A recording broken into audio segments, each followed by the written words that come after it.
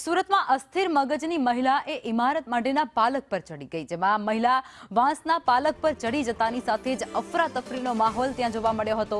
નવી civil hospital પરિસરમાં આ આખી ઘટના બની છે। ફાયરની ટીમે ભારે જહેમત બાદ આ મહિલાનું રેસ્ક્યુ કર્યું હતું। સુરતથી આ તસવીરો સામે આવી રહી છે। આ વિડીયો જેમાં એક અસ્થિર મગજની મહિલા સંવાદદાતા જયેન્દ્ર પાંડે અમારી સાથે જોડાયા છે। જયેન્દ્ર, જે પ્રમાણે આ મહિલાનો એક વિડીયો સામે આવી રહ્યો છે, વિગતો શું છે? અસ્થિર મગજની મહિલા હોવાનું કહેવાય છે।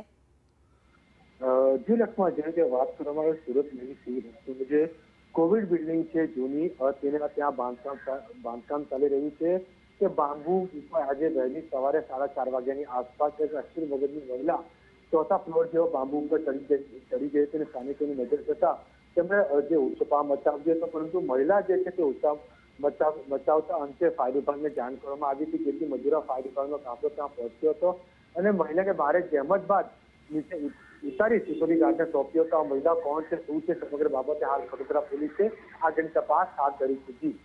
જી આભાર જયેન્દ્ર, આપ જોડાયા તે બદલ।